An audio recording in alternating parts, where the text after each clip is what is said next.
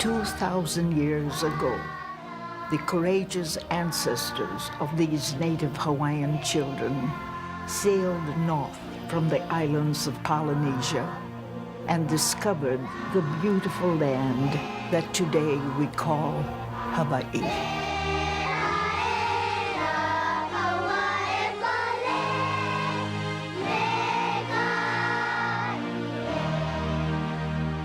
In the centuries that followed this discovery, the native Hawaiian people developed a thriving culture that was built around a reverence and attachment to the land. In the Hawaiian concept of land is sacred, and land is a sacred ancestor and ancestress. And the land is not owned, but the people provide stewardship over the land. Land was held communally. Really, it was viewed that the ali'i, or the ali'i moku, the highest chief, held the land in trust for the gods and for the benefit of the people. The Western system was very much oriented towards specific people owning specific parcels of land. Land is a commodity to be bought and sold and possessed. When that Western concept came into conflict with the Hawaiian ownership system, there was a great turmoil. With great turmoil in Hawaii came immense pressure for the sale of lands to Westerners, and there was increased pressure to change the land tenure system. This was a transcendent process trying to move lands from a traditional perspective of sharing to one more like the Western concept of land ownership. It's still an incomplete process, and that's the important thing to remember. It was clear when you look back at all the documents in 1846 starting this process that the common people, the maka'ainana, were to get 1/3 of the lands. But the implementation of that failed. And so since then, we've been trying to move some of that land back into the hands of the common Hawaiian people. The Hawaiian Homes Commission Act was a small step in that direction, but this effort is still very much unfinished. Well, it really broke the sacred bond that Native Hawaiians had to the land, because now land became a commodity, something that could be bought and sold, rather than a sacred ancestor and ancestress. And it also physically separated most of the Hawaiians from the land, because as the lands that the chiefs got began to be sold to foreigners, and as part of the lands that the government got also were auctioned off and mostly went to foreigners, then the foreigners holding those lands began to evict Hawaiians from those lands. And as the Hawaiians themselves, who were protesting in 1845 in petitions to the king and the council, predicted, they said, you know, if you do this land ownership, then the Hawaiian people are going to end up as homeless people in our homeland. We now turn to a video clip of Daviana from 1999, briefly highlighting a turning point in Hawaii's history. In 1848, King Kamehameha III had set aside a total of 2.4 million acres for the Crown and the government. By the time that these lands were ceded by the Republic of Hawaii, it amounted to 1.8 million acres. And these lands are the lands that we know today as the Ceded Lands. At the time of the overthrow in 1893, the provisional government said the government lands now belong to the provisional government and whatever entity is created. Queen Liliuokalani protested the annexation. She never surrendered her claim to the ceded lands. Neither she nor her people were compensated for them. 2 years after the 1898 annexation, of Hawaii by the United States, Hawaii became a U.S. territory with the signing of the Organic Act. During the kingdom period, the king had possession and managed the crown lands, which were about 1 million acres of land. And then there was another collection that started off at about 1 million acres, but came down to about 800,000. That was called the government lands.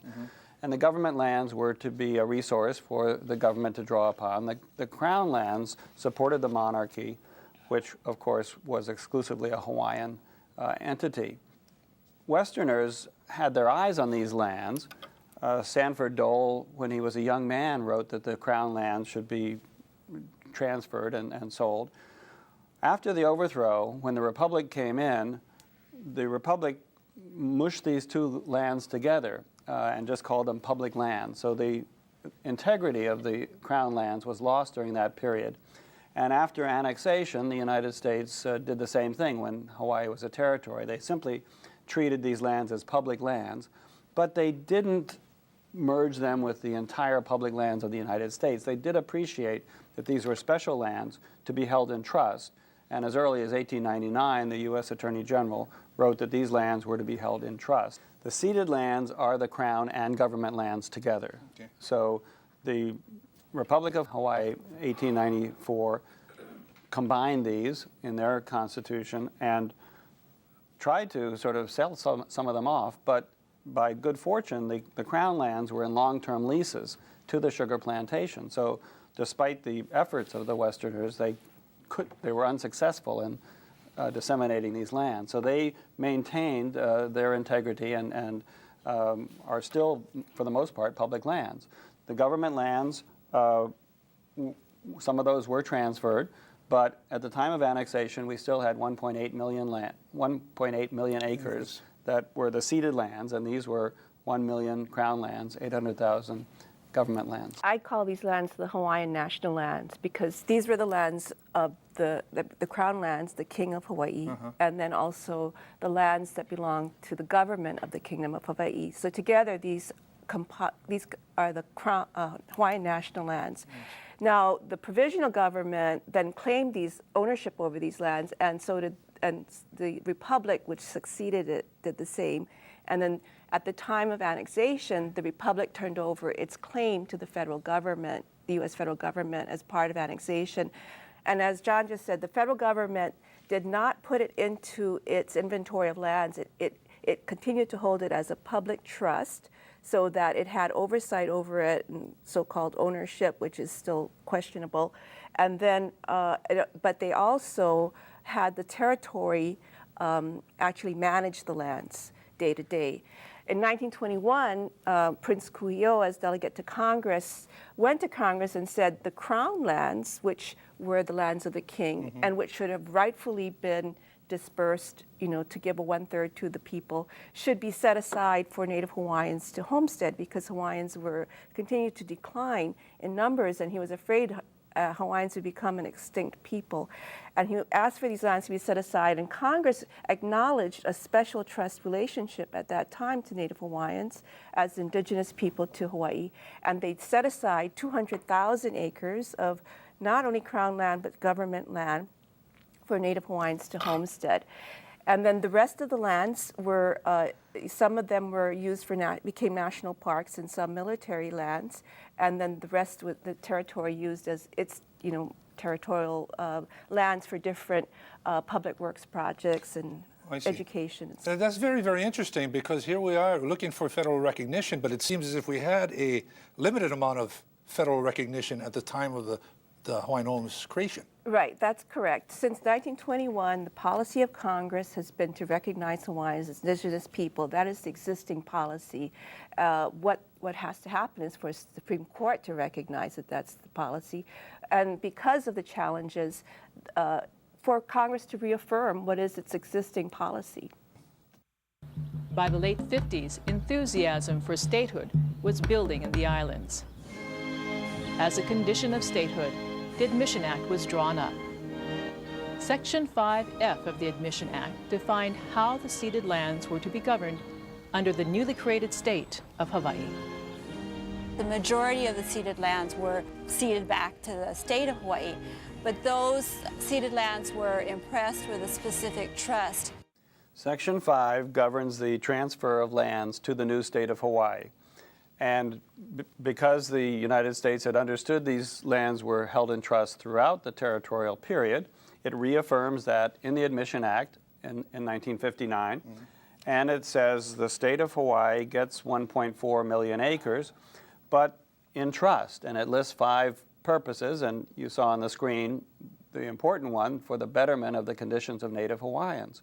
So this is once again, a clear recognition by Congress that Native Hawaiians are Native people, indigenous people with the same kinds of legal status that other Native and indigenous people have under U.S. law. And since then, the state in the next 2 decades failed to implement that responsibility and did not designate any of the revenues from those lands explicitly or directly for Native Hawaiians. Instead, almost all that money went to the Department of Education. In the 1978 Constitutional Convention, the delegates wanted to correct that error and passed a series of, proposed a series of amendments that the voters then approved in the November 1978 election. They created the Office of Hawaiian Affairs. They changed the revenue stream formula to the Department of Hawaiian Homelands.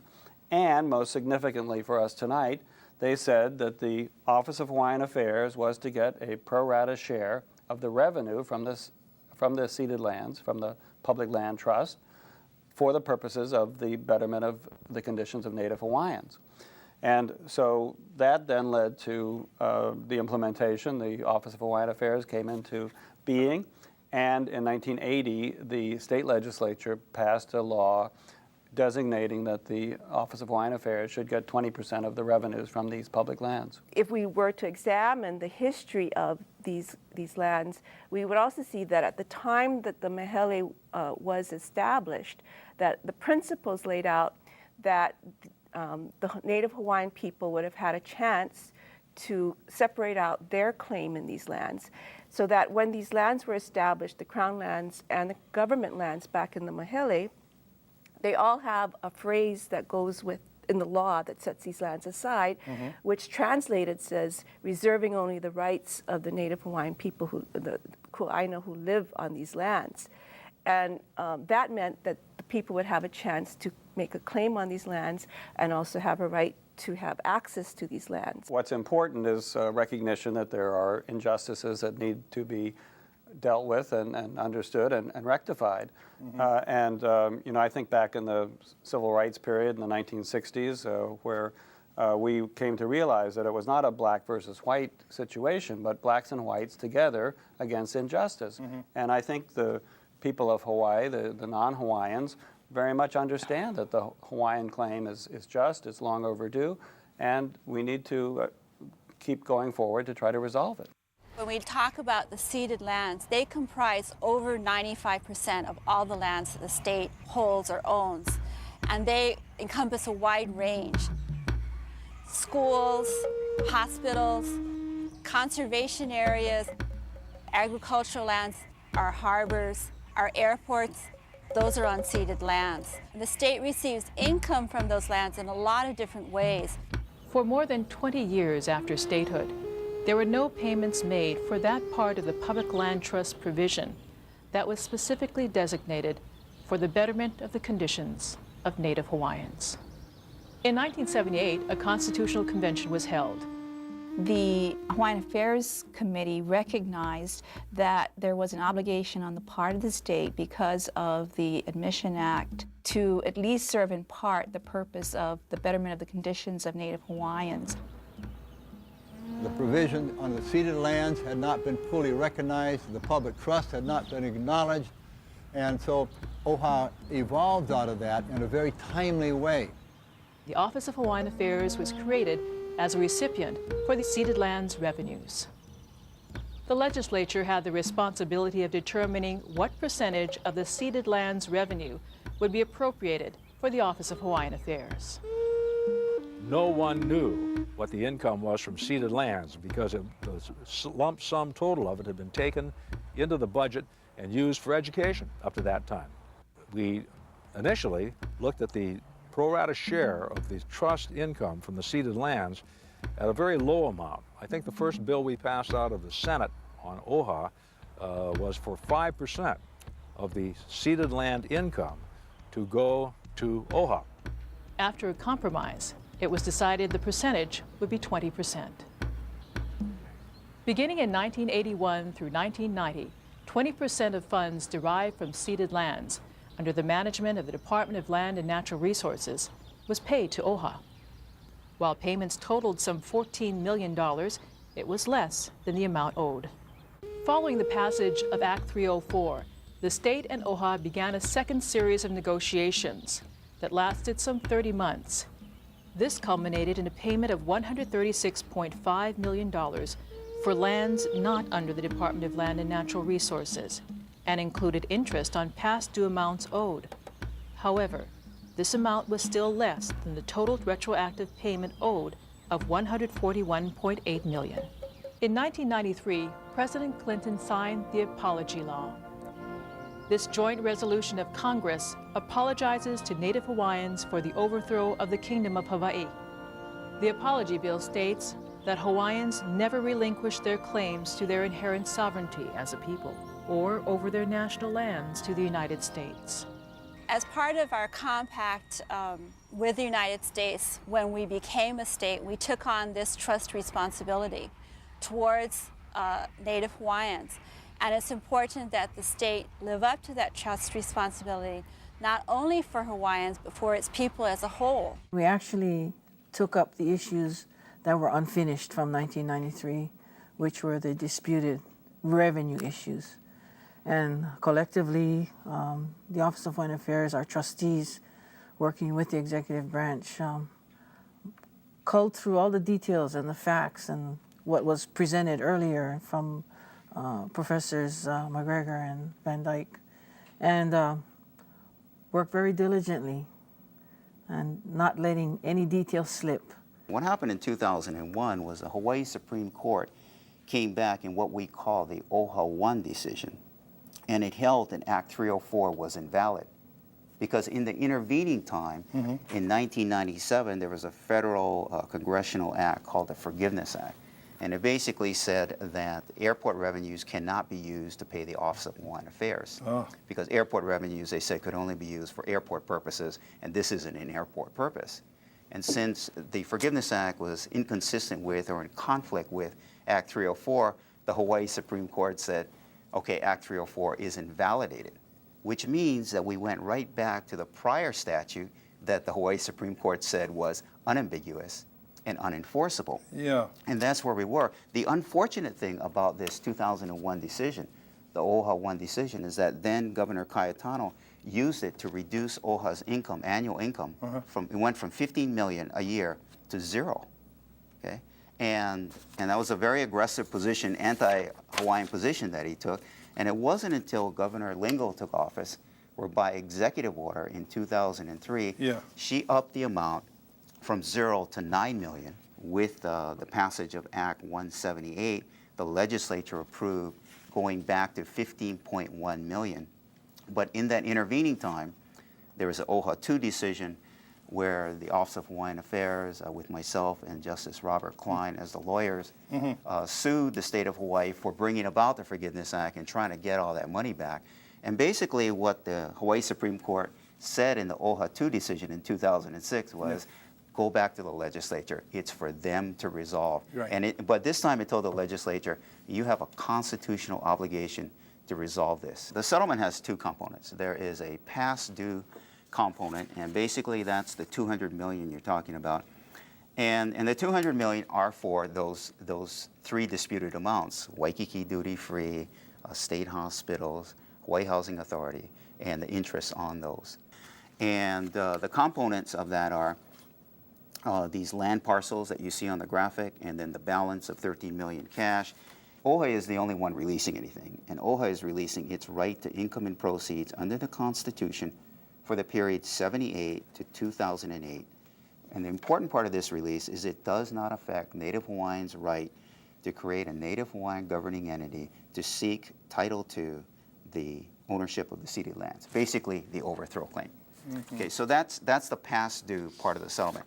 The going forward part of the settlement is that because the remaining statute 10-13.5 was unenforceable, unusable, and not valuable anymore, we replaced that with a minimum of $15.1 million a year. We can't sue for any more per year, but we can lobby the legislature for more if circumstances warrant it. Well, what we learned was that, through the initial, 20% of the funds from the Public Land Trust, and then Act 304, 20% of the revenues for the Public Land Trust, and try and define revenues. If there's any ambiguity, the Office of Hawaiian Affairs is going to be the one that loses. And so what we tried to do this time is let's be certain. I mean, the 15.1 million per year is a really fair amount. It's got historical significance. Let's agree on that. In this negotiation, we needed to find lands that could be culturally developed, but would also provide a meaningful economic base for OHA, for all of the programs that OHA funds, whether they're scholarships, health programs, public service Sustainability programs. models. Yes, exactly. So that was how we developed a list of possible state lands. We looked at all 10,000 TMKs the state owned and ended up selecting a number of them for consideration by the administration, and we came down to these three. And I think there are some slides. Kaka'ako Makai is the first of the three parcels. It's a waterfront commercial property, 18.5 acres, that goes along the Ewa side of Kewalo Basin, including an interior parcel from there, more Ewa from there. And one of the important things that the trustees did as the settlement process was considered was they affirmed that they're not going to develop any of these parcels just on their own in a closed-door session. They're going to actually consult with Native Hawaiians and other stakeholders for all of these areas before making any plans for these parcels. Now we continue to the next parcel. We go to the further west. Yeah, it's just Makai of Campbell Industrial Park along the ocean, a really beautiful 110 acres of land. For Kalailoa, there's no lessees, and we're just starting to look at these parcels and trying to understand them. We do know it's part of this band on the south shore of Oahu that has the highest solar energy potential on the island of Oahu. An interesting piece that came up, the Hilo Banyan Drive. Is that where the Naniloa is? Yes. The Naniloa Hotel? That's exactly it. It's the Naniloa and 5 other resort/condo properties along Banyan Drive in Hilo. It's about 80 acres of land, includes a golf course and those 6 properties. It's completely developed for hotel uses. The state has looked at all 3 of these parcels over the years and recognized they have important values for everybody, and we think that we can help realize those values for ourselves and for everybody by getting title to these lands and redeveloping them in a culturally sound way that does also produce revenue for our beneficiaries. Let me add something here too, Rickwood. The Board of Trustees has adopted a real estate policy, vision, mission, and strategy. And really it is in that context that we look at from here on out how we acquire, buy, come into the land holdings for the Office of Foreign Affairs. What about the cash? There is $13 million in cash in the settlement. How was that arrived at, Bill? Well, that was the balance after the land values. The land values were based on the recent tax assessed values. And so once the land was identified, the balance. Or the balance of $200 million. Yeah, we arrived at $200 million first and then worked backwards. And worked backwards? Yeah. I see. And you took the current values of the land? The current tax assessed values. Tax assessed values of the land. Please explain why $200 million is a sufficient amount for Native Hawaiians. Well, Brickwood, it's fair for also the state of Hawaii. It's not just sufficient for Native Hawaiians. I mean, the state of Hawaii was represented by, personally, Attorney General Mark Bennett, who was a very good commercial litigator, and he was involved every step of the way. So it's a fair amount from both sides. But from the Native Hawaiian perspective, I think you have to go back and look at what we're resettling. We're settling those disputed claims that we were unable to resolve with the Waihee administration back in 1993. The disputed amounts is much higher than the undisputed back from 1993 here now in 2008.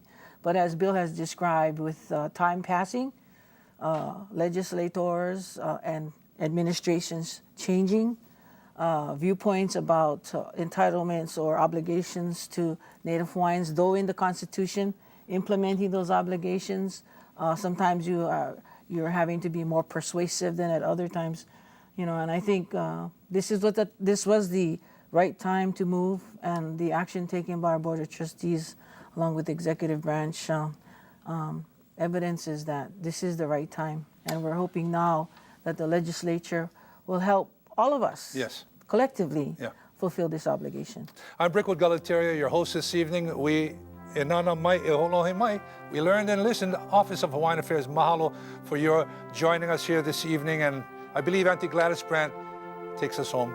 Fairness and decency are not extraordinary requests coming from the descendants of the first citizens of Hawaii.